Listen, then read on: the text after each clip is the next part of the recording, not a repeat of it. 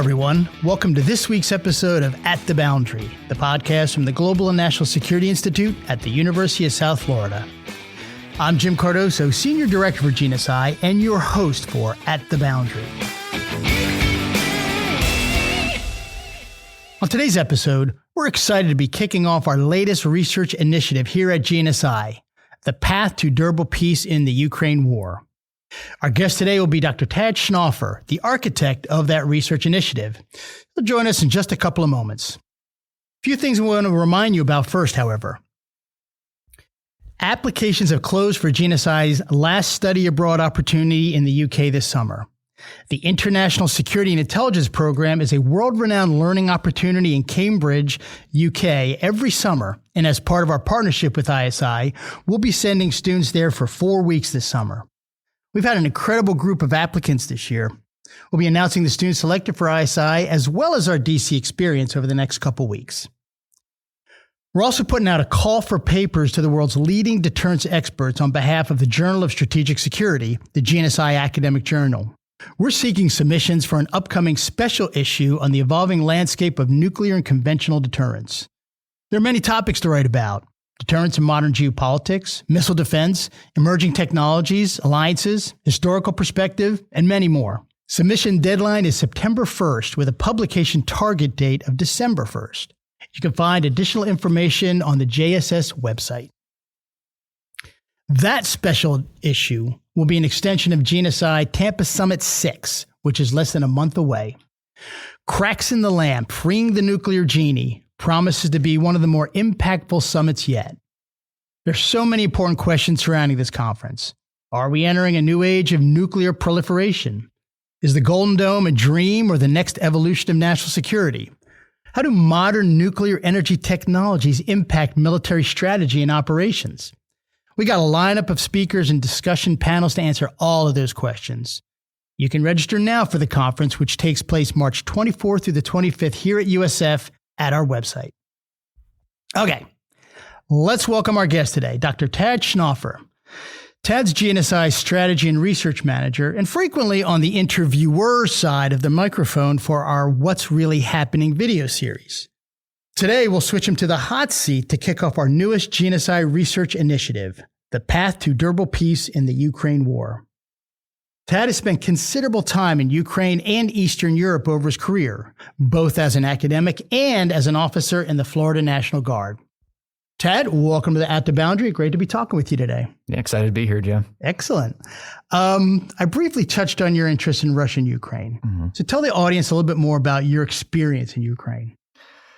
Yeah, it dates back to December of 2014. So I was in New York City at the time. I got to New York, I think, in actually about a year prior to that, and watched a number of events unfold in Ukraine. Obviously, the Euromaidan protests starting in December of 2013 into the spring of 2014. So we're seeing all this unrest in Kyiv. You're seeing Russian influence there. Then we see, the Russian annexation of Crimea. And that really sparked my interest and actually was one of the motivating factors for me to go back to get my master's degree eventually at NYU.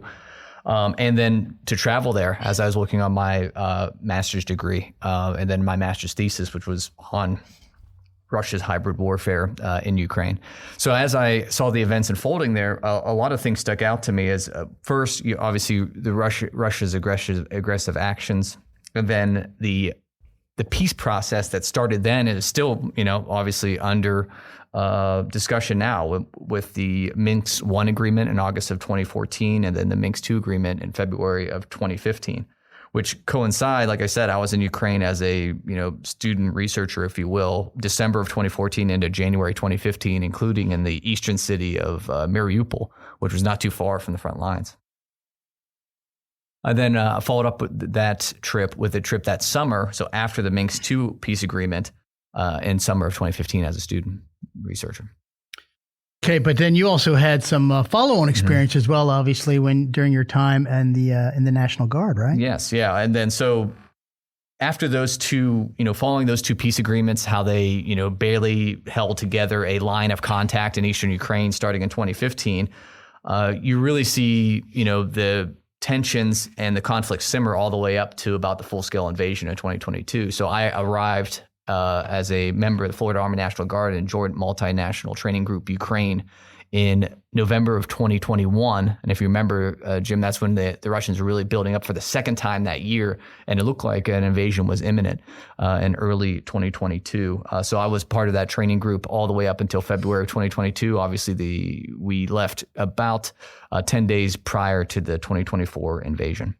Because didn't you say, I mean, we've talked about this before. Didn't you say that even while you were there, even the Ukrainians themselves were not really convinced that a full-scale invasion was about to occur? There was more of an exercise or a threat, but not that they were actually going to roll across the border. Yeah, I think, I mean, again, just anecdotally, speaking with Ukrainian military officers, stuff like that, I mean, most of them either thought, hey, they've already invaded, they're already in Crimea, they're already in the Donbass, that area that they had cut off in 2014, or, you know, it would just be very foolish for them to do that. Why would they actually fully invade? That's just, you know, kind of nuts. Well, the Russians may be asking themselves that question today. Certainly they, and typically in wars start because of miscalculations, and there was a gross miscalculation on what they thought they could achieve. So it was tough times in Ukraine in the buildup, and I think President Zelensky at the time was also trying to not instill, you know, hysteria across the country. So trying to say, yeah, they are building up on the border, but perhaps this is just another build up. The Russians have done this multiple times throughout, you know, the last 30 years, and the Soviets did it all the time in the Cold War. Yeah. So beyond this personal experience, what's your motivation to plunge into this project? Well, there's a lot of talk about what does peace look like in Ukraine? Why has the peace process over the last 30 years really failed? Since Ukrainian independence, following the collapse of the Soviet Union, you see this constant Russian pressure on the Ukrainian political system, as well as its identity as an independent country, going back to, you know, particularly to the Orange Revolution in 2004. And then obviously the more direct Russian threats starting in 2014. So this pressure on an independent Ukraine, or Ukraine as a state, which Putin has often called, you know, the Ukrainians and Russians are one people, they're one state. Ukraine's really not even a country. You know, they're supposed to be part of Russia. So how do you get a actual durable peace in a conflict where you have both sides on both extremes of the spectrum, where you have one pretty much wanting to conquer the other and not respecting it as a state, the Russians, and the Ukrainians seeking sovereignty and independence? So there's no way to splice that pie. It's either all or nothing from both sides. Yeah, it seems very intractable differences between the two. I mean, yes. Go ahead. Yeah. Yeah. No. Exactly. I mean, it's intractable. There's no easy way to. In a lot of peace deals, you splice. Oh, you just take a couple provinces, or maybe we pay you so much money, or whatever it may be. In this case, it's really coming down to the fundamental, ability of Ukraine to exist as a sovereign state, and the Russians view that it shouldn't. It shouldn't exist at all. It's part of Russia. Yeah. Mm-hmm. Many people listening to the podcast, or viewing your research in the future, mm-hmm. They're going to have at least a working knowledge of the Russia-Ukraine conflict. Mm-hmm. So as someone who's both studied this issue academically and experienced it operationally, can you think of any lesser discussed aspects of the conflict that might surprise some people? I mean, maybe not lesser discussed, but things that you have to put in perspective is just the reality on the ground that Russia is currently occupying almost a third of the Ukrainian state, and that's where the front lines are. The Ukrainians have recently, just in the last couple of days, made some offensives that I think they've reclaimed about 200 square kilometers, which is a pretty big chunk of land. But nonetheless, in the current conflict, which is a very slow grind. Mm-hmm. So the expectations is, Ukraine should get back their land. Ukraine, Ukraine's the victim here. Russia's the aggressor. But the reality on the battlefield is simply Russia has roughly 700,000 troops in Ukraine, and they're occupying, like I said, a significant chunk of Ukraine. So what does a peace deal look like? How do you actually get to a peace if you're trying to say Ukraine deserves all of its land back when it's just simply not in a position to do that? Yeah. Yeah. The working title of your project, so it's The Path to Durable Peace in the Ukraine War, but you also looked at potentially calling it The Price of Credible Peace. Mm-hmm. And I want to... Yeah. It's not the title, but I think it's interesting that it was considered because that's an interesting turn of phrase, credible peace. Mm-hmm. I think that'll probably pop up in the research discussions to come in the future. What's that? Maybe it becomes the title. Change. Yeah, because it's a working title. So the title may change between the time we record this and the time this actually goes forward. But let's talk about, what does a credible peace look like? Well, and this was actually inspired, that title and that concept was inspired by other peace situations that we see around the world, but particularly focusing on Europe. But just look at, Kosovo, for example. We've had, we as in the West, NATO has had to maintain peace there for over 25 years. So although you have peace in Kosovo, we haven't had any major violence since 1999, since the NATO bombings of Serbia in 1999, stopping the potential, ethnic cleansing or genocide, whatever might have happened if those bombings would not take place. But at what cost? There's a price. Peace is not free. Peace is something that has to be achieved and then maintained. And in cases like Kosovo, or even think Cyprus, right? Cyprus is a divided island since the Turks and the Greeks fought there in 1974. These peace agreements, or even not even necessarily agreements, just a ceasefire or an armistice, have stayed in place because of troops on the ground, peacekeepers, or some sort of international structure to hold it. There's no simply we sign the paper, we go home, and the borders are as they are. So we likely will see something similar in Ukraine. I mean, it's going to be a costly peace. And are the Europeans, perhaps with supports from the Americans, are they going to be able to support that? The Ukrainian economy certainly even if the war ends tomorrow, is going to have a very difficult time supporting the current army size that it has, of roughly 800,000 soldiers.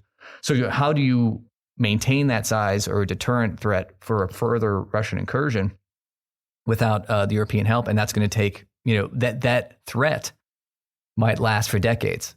So who's going to pay that price? And again, even in Kosovo, the U.S. have recently talked about withdrawing its contingent from that Kosovo peace operation, which is roughly 5,000 troops now. It was 50,000 in 1999.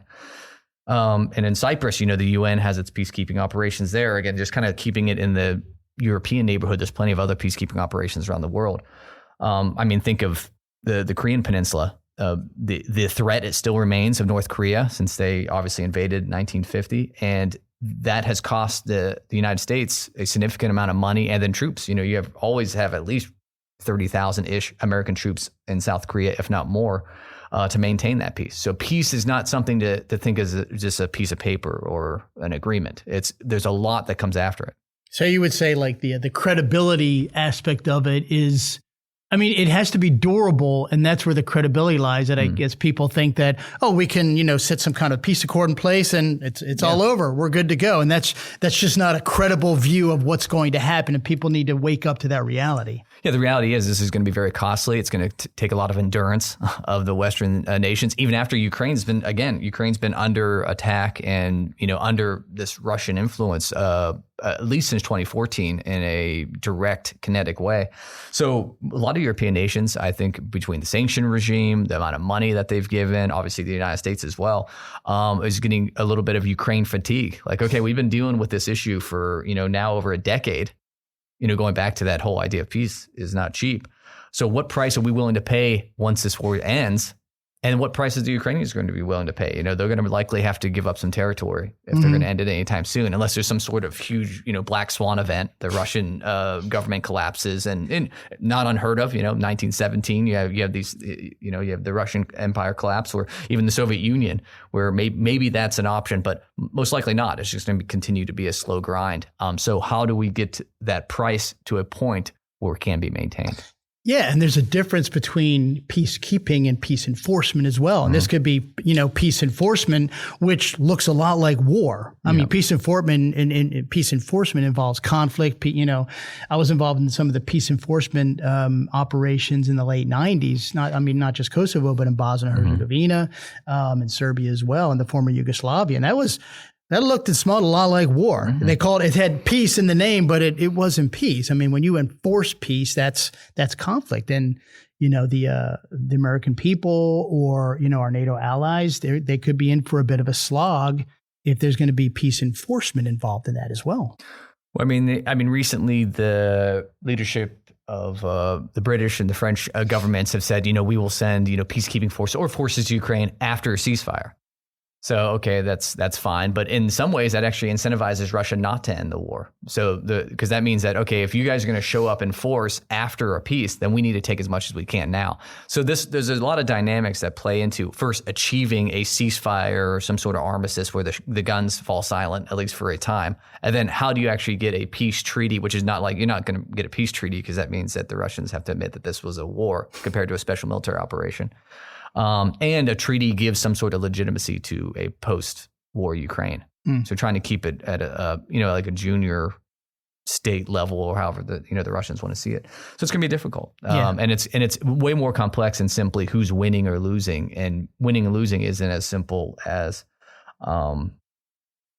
who's right or who's wrong. It's much more murky than that. Yeah, there's going to be some diplomatic nuances are going to be required to come to that solution at some point. So describe what the research project is going to look like over the months to come. What kind of research outputs can we look for? What sub-themes and who are some of your who are some of your resources? Who will we hear from besides yourself? Yeah, well, of course. I mean, we have some residents. Not that you by yourself is not amazing and a great resource and expert, but you're bringing some other folks as well. Well, thank you for that. You're welcome. But we have a lot of great resources and experts here at USF and in the local Tampa Bay region, and then also pulling on the amazing resources of not just current diplomats, but retired diplomats, academics, military leaders, all these facets that go into what a lasting peace would look like. So those are the type of individuals we're going to try to bring in, and we're going to be inviting to speak on these issues for people who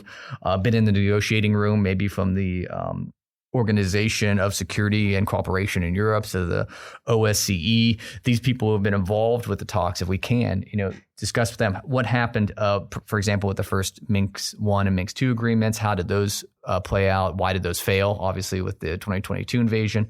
And then what can we learn from this and really going back to the price thing, what's the price going to be? Is it going to be a line of contact in eastern Ukraine with a couple 100,000 Ukrainians with tens of thousands of European troops, and who's going to foot the bill? And is there the political will there? Going back to basic, Clausewitz teachings on war, it's, you do have the capability, but that's great. Do you have the will to actually use it?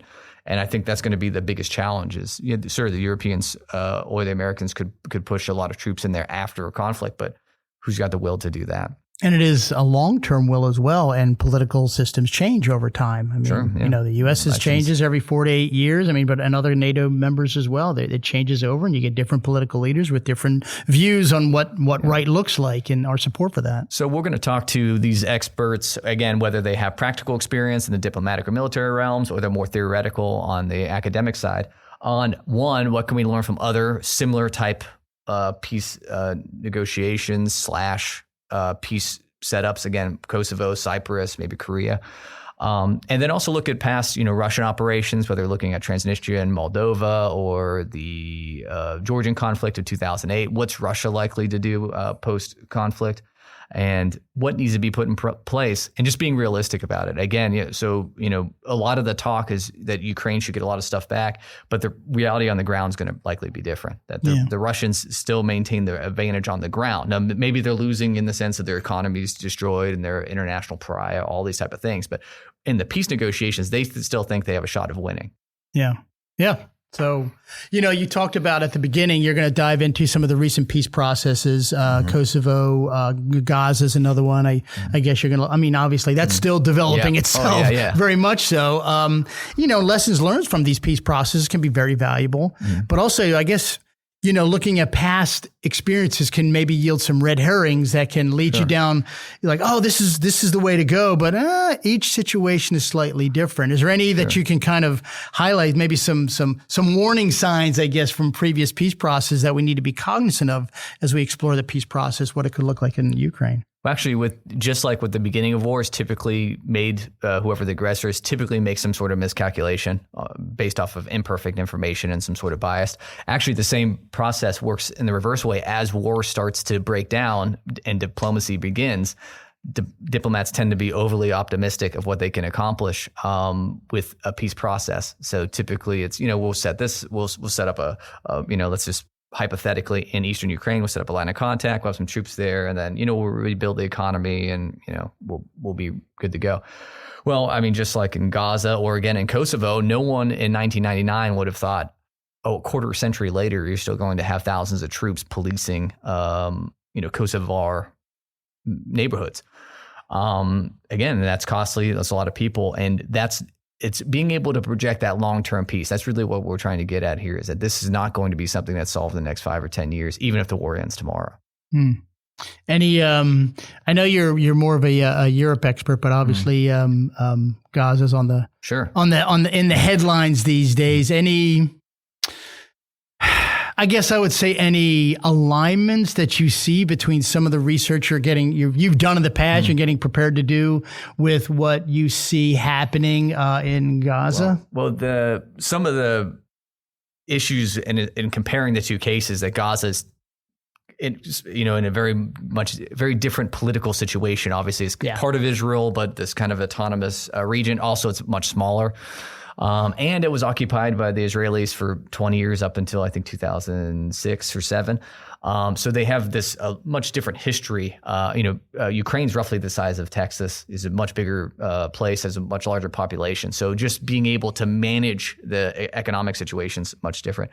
And then, the U.S. level of influence, I think, is also going to play a role as you see the Board of Peace coming together, and the factors are just a lot different. Yeah.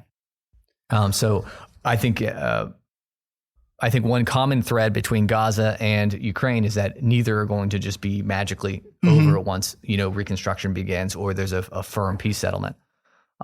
And obviously with Gaza, the history is there to show you that. And with Ukraine, Russian prior action probably shows the same thing. Yeah. Yeah. I think that, these things are going to, I think Gaza, I guess, is a little ahead in terms of maybe development of a potential peace process, I suppose. But it seems like these two could kind of move forward almost in parallel. And there could be, to a certain extent, two simultaneous peace processes moving forward, with the participation of the United States, with the participation of allies. Be interesting to see what allies are more involved in this. Is it going to be the same allies in both? Is it going to be more Middle Eastern allies involved in Gaza, Israel? This Board of Peace you're talking about has some players on it that are not part of the usual team of players that are engaged in this type of activity. So, there's going to be a lot going on that I think the American people are going to be seeing and wrestling with, and that will, just kind of impact how they view the geopolitical environment and how that evolves in the future. So, right. And that's one thing that we're trying to get after with this initiative, is uncover what are those facets of a peace agreement on paper, as well as the actual actions, the tangible things that need to take place that will likely put Ukraine in the best position to have not only maintain its sovereignty, but also have an actual lasting peace compared to what it had in 2014 with the Minsk agreement. So we already have an example of Russian aggression. They annex Crimea. They take, a portion of the Donbass. You have a couple peace agreements, Minsk 1, Minsk 2. You have the Normandy format which was the Russians, Ukrainians, the Germans, and the French leadership constantly talking through, peace plans after those two agreements. And obviously that format broke down in 2022. So one thing we don't want to do on the diplomatic side is have an agreement and it breaks down after, 8 years. And then on the military side, how do you actually create effective deterrence? The West learned a big lesson that the Russians are willing to use force. And again, that goes back to that just simple reality on the ground. I'll go back to Clausewitz real quick, of war is always an option. And I think a lot of times Western thinkers might be like, well, we wouldn't do it, so they wouldn't do it type thing. Well, not everyone thinks the same way. I think it was John Kerry, or one of the other key diplomats in the first beginning of this, when Russia invaded Ukraine in 2014, or started putting large Russian forces in Ukraine, said, this is not how countries act in the 21st century. And okay, you can say that's fine, but until they do, yeah. In the end, you still have to be ready for that. And again, assuming deterrence is what you want to do, and that's again another costly piece of I was going to say costly piece of peace, but another costly aspect of peace is deterrence. Homonyms, they're homonyms, yes. Yeah, I'm harmonizing.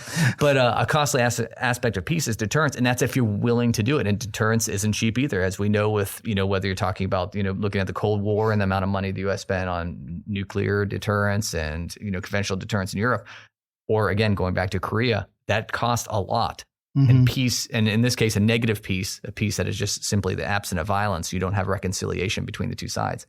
That's going to be costly. Yeah, well, first of all, you can't talk about a European ground war without invoking Karl von Clausewitz. So that's okay that you brought his name up a few times. Paying him homage. You got to pay homage. Yeah. You got to bow down. But also, I mean, look, it's easy in the benefit of hindsight. We're here in 2026 recording this. It's easy to look back and say, 2014, with the activity that happened there, it's obvious that would just lay the groundwork for an invasion later on to happen. Okay, with the benefit of hindsight, it's easy to say that. Just like with the benefit of hindsight in World War II, it's easy to say, Versailles, the Treaty of Versailles, obviously they laid the groundwork. Well, the people of the Treaty of Versailles didn't think they were doing that. Yeah, exactly. And just like the people in 2014, the Minsk agreements didn't think they were doing that either. But this is where it led. So, I mean,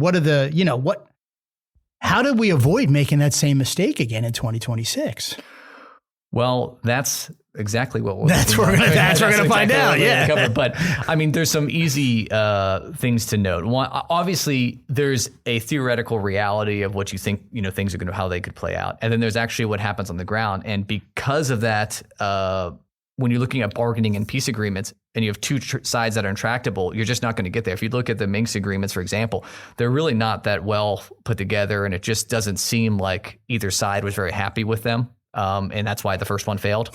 And a couple months later, that's why it was a number two. Yeah, that's why there's a number two that popped up. But even then, that there's a conundrum there of, again, Ukrainian sovereignty and the Russians not seeing them as an independent state, or at least that they should be one. So you have these issues that really come down to they cannot be divided up without some test of arms. Really, and the Russians are willing to do that for a number of reasons.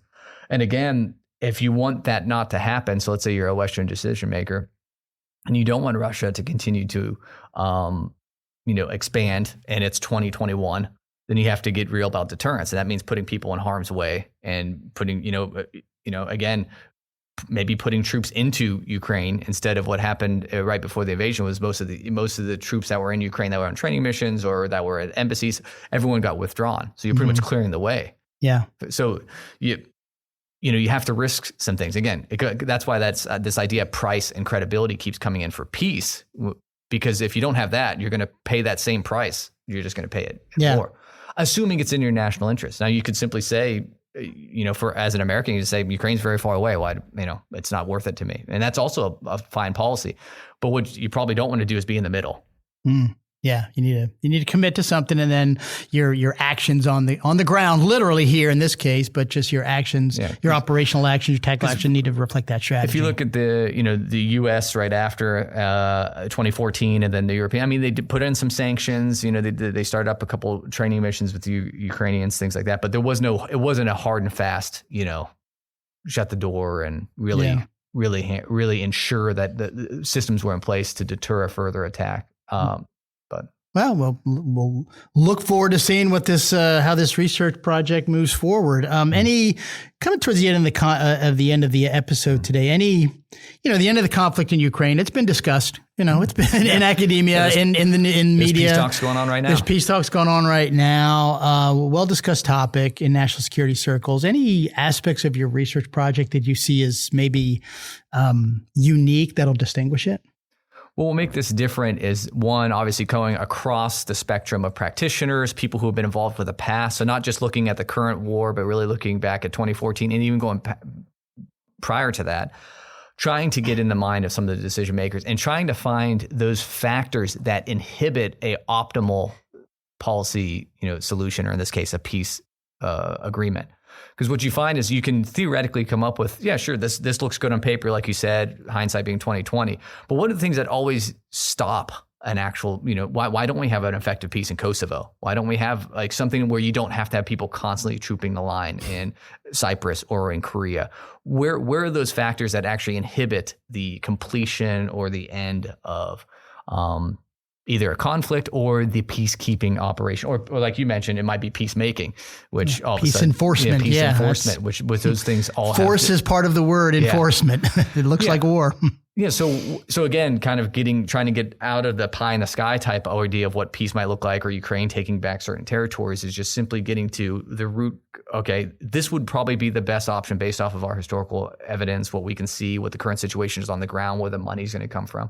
But what's going to actually inhibit that? What's the challenges to, again, let's say paying that price or to implementing those? And, obviously political will be a piece of it. Obviously taxpayers don't want to pay for something that's far away from them, whether you're a Spanish taxpayer or an American taxpayer. So how does the political system deal with that? And again, this is something that plagues almost all policy issues, not just peace agreements or peace enforcement. Mm-hmm. Well, we're going to see a lot of great insight coming out in the next few months, I have no doubt. So any final thoughts for the audience before we end this episode? No, I mean, obviously we hope the fighting ends as soon as possible in the sakes of those fighting on the front lines, and that once it does end, that there's a solid agreement that's able to carry forward, and you see the reconstruction of Ukraine. Although it does seem that by the time you finish this research project, they will probably still be in a peace searching process. Yeah. Well, as we come up, we're about to hit the 4-year anniversary. That's one of the big things that pushed this initiative, is that this is about a 4 years war. And as has been commonly noted, that's about as long as the Russians fought in World War II. So if you look at just the length and depth of that time, although they fought in Afghanistan for longer. So for about a decade, I think. Exactly. Or, yeah, 79 to 89. So this will likely continue, unfortunately, until one side on the battlefield changes. Right now, both sides have, from my perspective, have zero incentive to necessarily come to a peace terms. It's just not viable. Dr. Tad Schnaufer, thanks for being on At the Boundary today. Thank you so much. Special thanks to our guest today, Dr. Tad Schnaufer, who's kicking off the latest GNSI Research Initiative, The Path to Durable Peace in the Ukraine War. Look for much more from him over the coming months. Next week on the podcast, we'll turn our attention to a new initiative we've been working on for the past few months, GNSI's inaugural undergraduate strategy competition, featuring teams from, at last count, 19 schools and universities from around the globe. We'll hear from Dr. Tino Perez, the chair of Executive and Strategic Leadership at the U.S. Army War College. He's also a GNSI non-resident senior fellow and has been invaluable in helping us put together this strategy competition.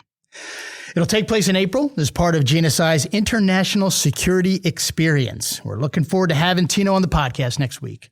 If you don't want to miss that episode or any other episode, be sure to subscribe to the podcast on your favorite podcast platform. But we do thank you for sharing some time with us today. You can find GNSI on YouTube, LinkedIn, and X. Be sure to follow, like, and subscribe. Tell your friends and colleagues as well. We also have a monthly newsletter, which you should sign up for immediately. All this is on our website, usf.edu/GNSI.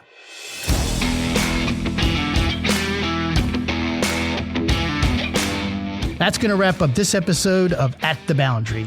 Each new episode will feature global and national security issues we found to be insightful, intriguing, maybe controversial, but overall just worth talking about.